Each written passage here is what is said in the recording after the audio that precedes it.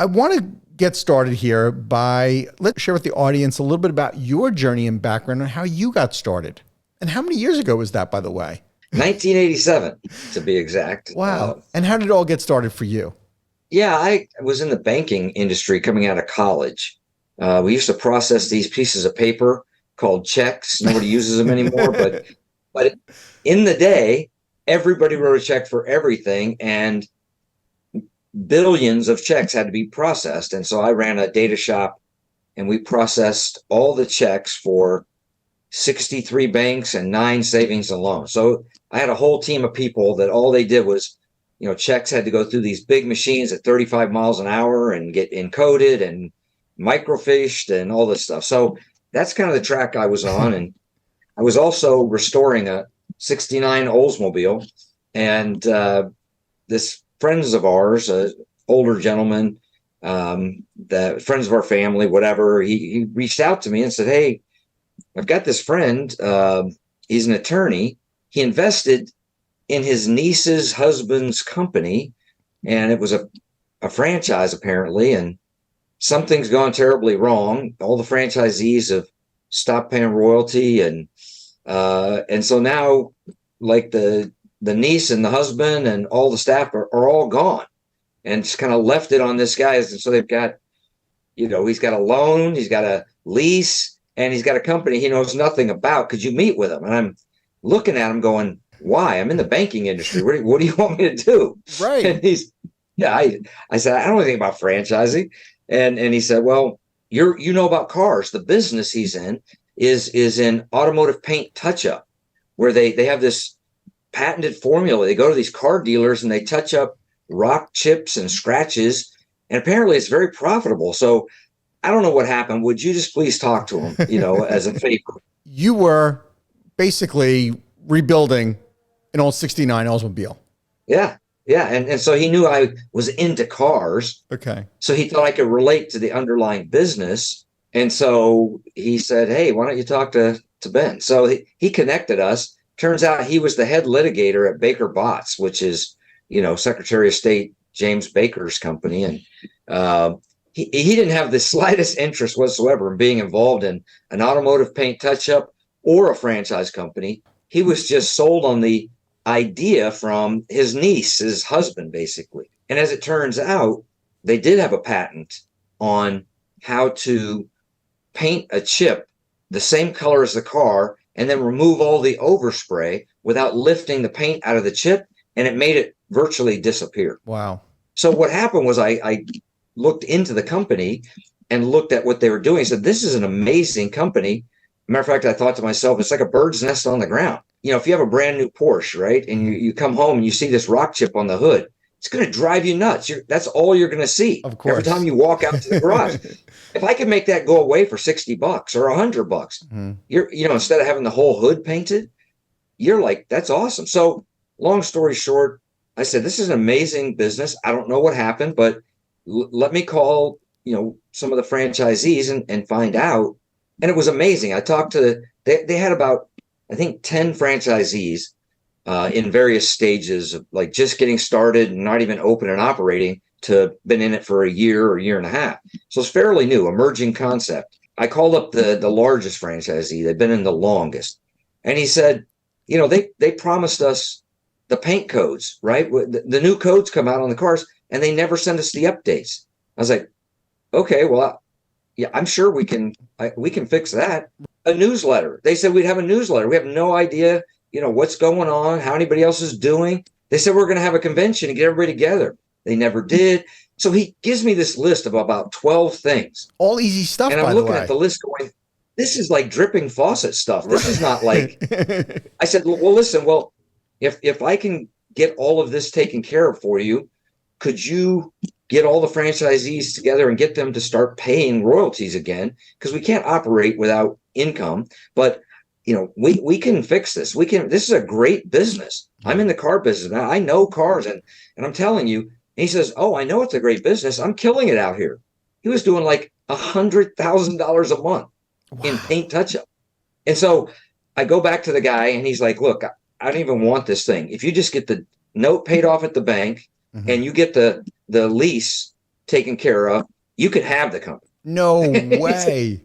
I was 28 years I was old. just say, I knew And you were a young guy. I knew he just that. It's turned like, it over and said, go for it, you know? So my wife had a great job. She had benefits and all that stuff. And I said, honey, you know, I don't know anything about franchising, but I'm taking over this company and we're going to go to town. So I called the IFA, 1987. And I okay. said, hey, I took over this franchise company and I need to learn, you know, what is franchise? How's it supposed to work? What's you know? And they said, well, we don't really have any education programs. You can certainly come to our annual convention if you're a franchisor, but you're in Houston, right? And I said, yeah. He said, well, there's a guy up in Waco, Texas, Don Dwyer, Oh. and he knows franchising. You know, if I were you, I would go talk to him.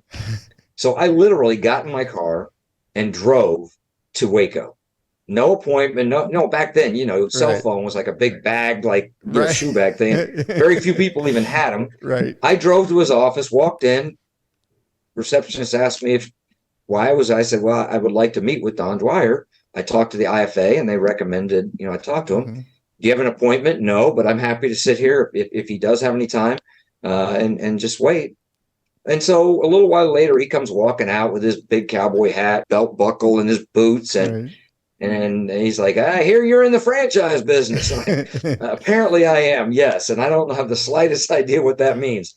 So we sat in his office for about 3 hours, and he just shared his story, his what he's learned, and what franchising was to him. And the one thing he told me that really set me on a path to be in franchising my whole career. He said, if you let someone sign a franchise agreement, put it in the drawer, close the drawer, don't ever open it again. Your job is to make sure they're successful. I was like, wow, okay, if that's how this is supposed to work. So what he was conveying was that it's a relationship business, right? Yes, there's a contract. And yes, if we have to get into that, you know, in his opinion, we've already lost the relationship, right? So, Right. you know, regardless of whether I'm required to come visit you or not, if I need to come visit you, I'm going to come visit you. If I'm not required to provide you with this marketing support, but I need to, I should do it, right? I shouldn't be legalistic about it, but I should really focus on the relationship. And the other piece was, don't just sell franchises to anybody that wants one. Sell them to people that you want to spend the next 10 years of your life in a relationship with. And if you don't see that, don't do it. And so those were really two key things. So I went back to Houston. I met with all the franchisees. I built a team and we started taking care of all those dripping faucets.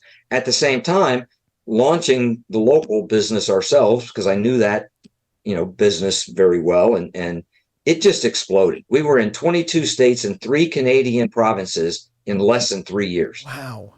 It just went crazy. And I absolutely fell in love with franchising, primarily because I would meet these people, they would learn about the business, and then they would invest with us by buying a franchise, and we would help them get up and operating and support them, and off they would go. And then my staff started leaving. The people I had hired to help build the franchise started buying franchises and moving around the country, you know, because it was such a great business. And then about 3.5 years in, my largest competitor called and said, you know, I'm tired of kind of banging heads with you. I'm just going to buy you out. And I'm like, what are you talking about? My company's not for sale. I dream about this all night. I eat it for breakfast. This is what I do. Right. And he said, well, here's what I'm going to pay you. And I thought, I can find something else to do. Yeah, that's, again, learned like, wow, franchise businesses are valued differently than what I expected. And so that set me on a trajectory of launching 4 additional franchise companies after that and scaling them to some level to where someone wanted to buy it, right? And my intention was never to sell them. It's just somebody came along and said, I want this. And so we did a mall food court concept for Lottie Cafe. It was 130 units in 3 years. So it was really this kind of surreal environment where whatever the concept was, I was fully immersed in it. I was all about it. And then there was a transaction, and I found myself looking for another concept to franchise. Most of these were entrepreneurs that had a good underlying business, and I would come alongside partner with them and franchise the concept. And I really developed a thirst for understanding franchising. I noticed that we had lots of different categories. We got automotive, we had food service. I'm like wondering, is franchising different if you're in the automotive, if you're in the food service, if you're in the healthcare, if you're in fitness, what if you're a service business versus a brick and mortar? So I started doing research on the franchise model, and first of all found that there isn't or wasn't at that time a lot of research, and it eventually compelled me to seek a doctorate program focused on the franchise model, which I completed in 2012 at the University of Maryland. I started teaching franchising initially at Georgetown University. They had a continuing education department. I met through a mutual friend the guy that ran it, and he said, they were looking for additional programming to offer, continuing, professional education. And I said, well, what about a franchise program? He's like, do you think would work? I said, yeah. And I told him about the industry, which a lot of people don't think it is, but to somebody not in franchising, they understand that. So, but he's like, wow, I had no idea there were so many franchises and so many franchise companies, and these businesses I go to are franchises. So he gave me kind of carte blanche to create the certificate in franchise management program at Georgetown University in 2009, and been teaching it. I have thousands of graduates from all over the world. We've had over 30 countries, people send people over. Matter of fact, you talked to Jake, Rankin recently, one of my graduates. Run into them all the time. They're all over, and so I've been teaching franchising for a good while, and then most recently, Dave and Gail Leniger, the co-founders of Remax, did an endowment at the University of Denver for the Leniger Center on Franchising, and asked me to be the faculty. And so I created the courses, and we launched those this past summer. And so really excited to be giving back through the education component in franchise. Thank you for tuning into the Emerging Franchise Brands podcast. For additional insights, guest applications, and to stay connected, visit us at efbpodcast.com. The Emerging Franchise Brands podcast is for entertainment purposes only, and the views expressed do not necessarily represent those of Emerging Franchise Brands, its host Frank Fumey, or Emerging Franchise Group, LLC. Any discussed franchise or investment opportunity requires thorough investigation, obtaining proper disclosure documents, and expert consultation before making any investment decisions.